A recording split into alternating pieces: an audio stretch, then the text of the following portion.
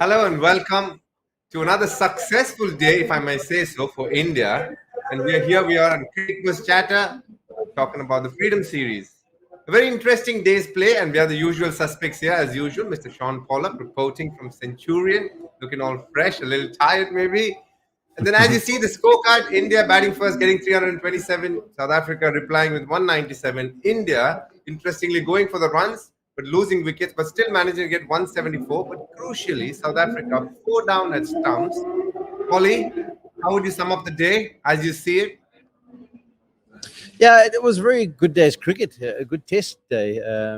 I think those last 2 wickets, Bumrah was key. I think the way he performed at the back end there to knock over Van der Dussen, who looked like he was stuck in and going to be around for tomorrow morning, and then to clean up the night watchman as well, really put a damper on the day for South Africa. Elgar tried hard, he fought hard for his 52. And at that stage, South Africa probably thought, you never know. You never know. We come back tomorrow. We get a bit of a partnership going.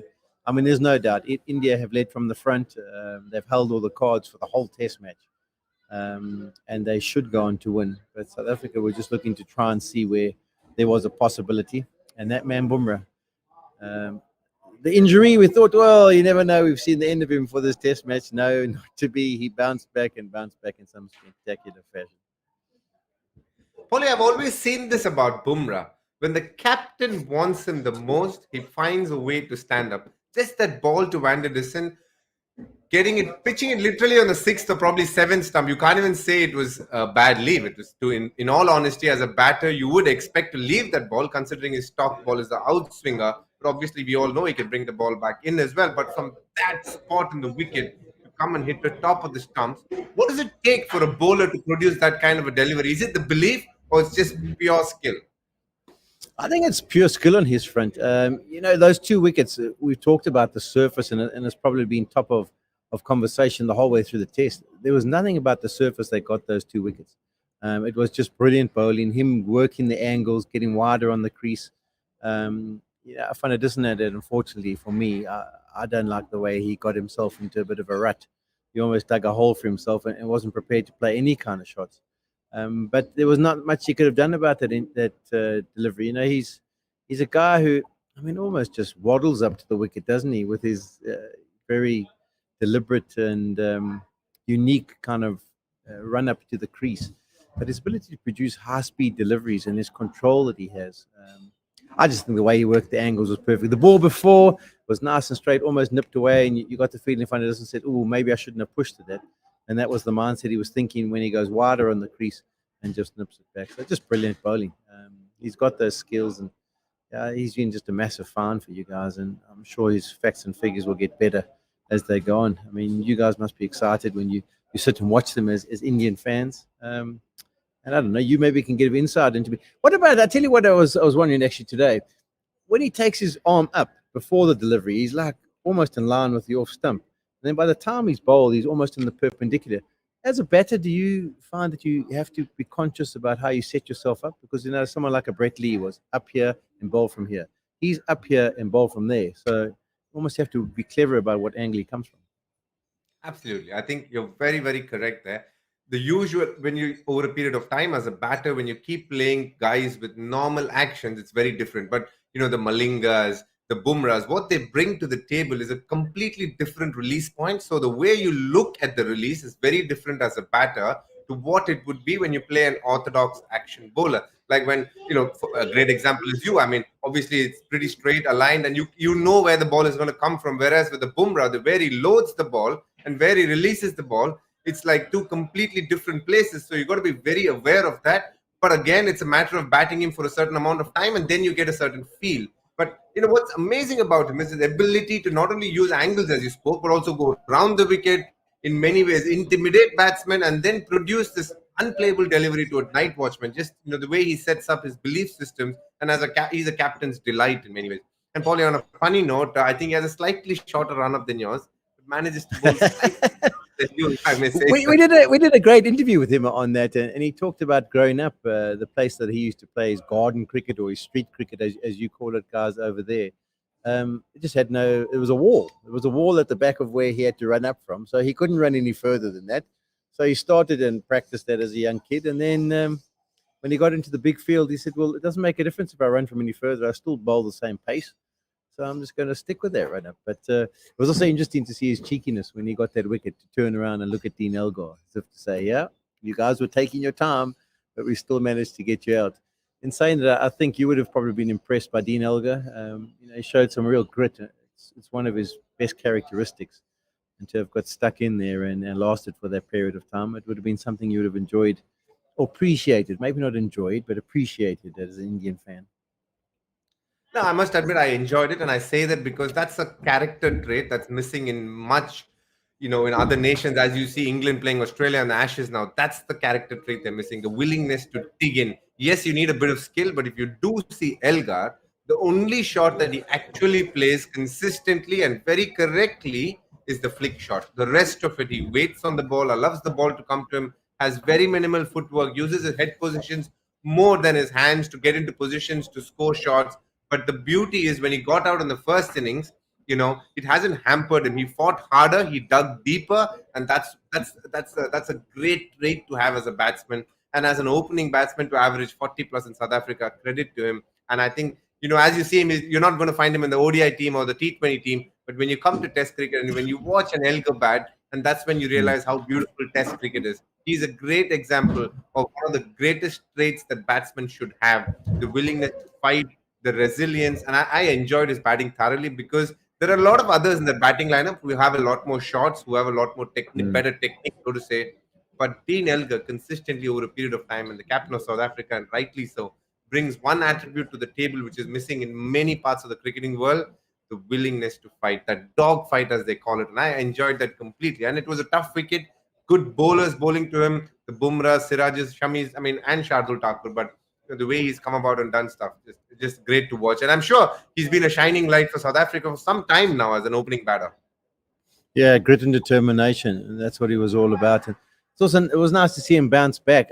I tell you, it was also nice to see you bounce back was Marco Jansen.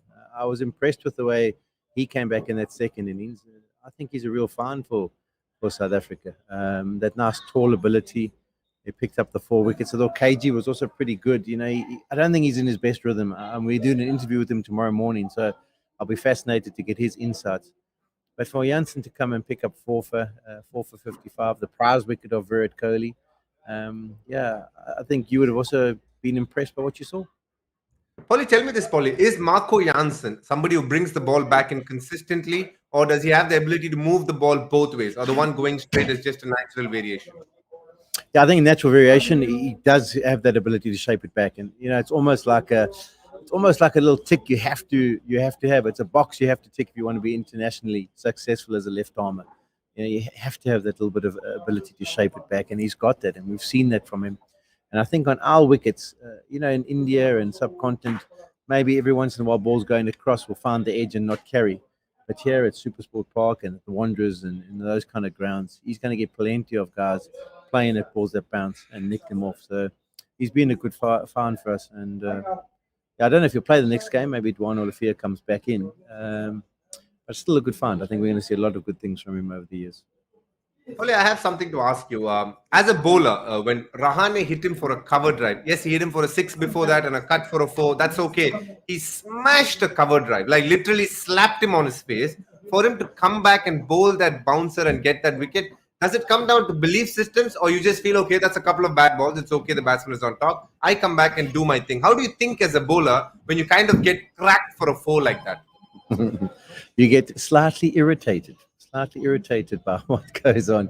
And it actually does have, if someone just manages to get through the covers and goes to the boundary, then you don't feel so bad. But when someone smashes it, when it comes off the middle of the bat, that's when the anger levels, the red mist tends to get in front of the eyes. And you say, okay, I'll show you what's on the go. And on that note, I do have a couple of very, very interesting questions. But for a start, let me put you on the hot spot here. No problem.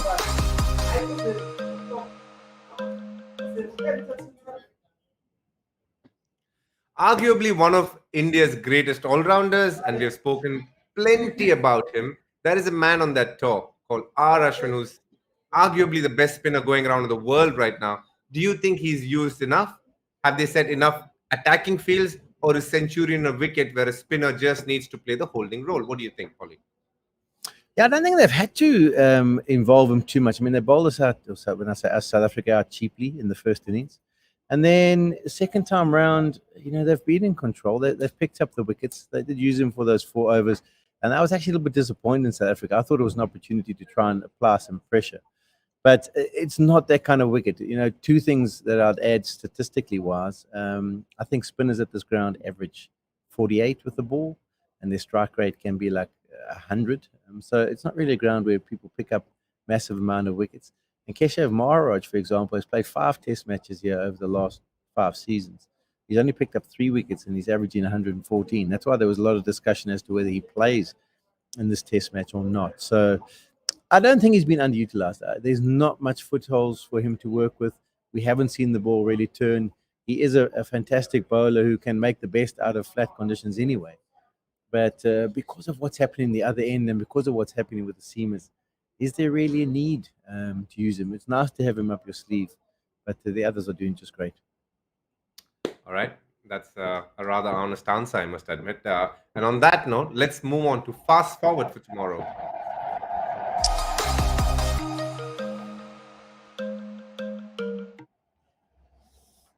All right, Polly.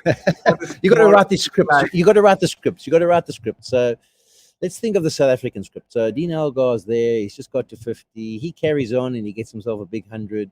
Temba Bavuma, brilliant form in the first innings. He goes on to come out and get 100, which he hasn't got for a while. And South Africa get really close and then get over the line. So that's the South African script. You fast forward and tell me, what's your Indian script? Yeah, I was just going to say, whatever you said, by then your wife will wake you up saying, Polly, you're dreaming way too much now. Wake up. I have a feeling it's going to be a pretty early day for you tomorrow. It's going to be one of those days which is going to be short and sweet.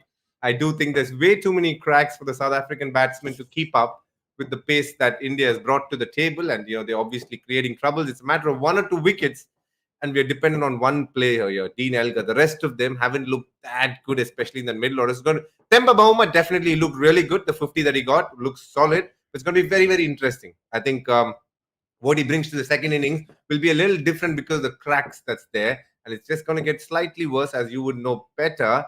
As the day rolls on, it gets tougher to bat in Centurion, especially in the first 10 to 15 overs. It's going to be very, very interesting. But I can tell you one thing. There is one thing that can help South Africa, and that's the weather, Polly. And what does it say for tomorrow? Oh, I'm looking in the distance. What can I see? They say there's a chance of rain, but I'm not convinced that it'll rain out most of the day. I think we might get a thunderstorm, and that's all dependent on the time of day. So I don't think they'll be holding out for it, but it's all positives. Either it gets wrapped up early and we get onto Cricbuzz Chatter and we have a chat with you and you'll have a nice smiley face and I can fly home early and get back to my family, or else South Africa go on and spring a surprise. So it should be some fantastic viewing, and we'll end up chatting about it after the game's done. Oh, well, on that note, the South African in Polly believes that's going to be a great day for South Africa tomorrow. The Indian in me believes it's going to be a quick day and an easy flight back home to South Africa, back home to wherever Polly is. And on that note, we'll wrap up today and we'll get back to you. Stay tuned. We'll come back on Cricbuzz Chatter tomorrow as well. It's going to be a very interesting day, but I do think the men in blue are going to roll over the men from South Africa.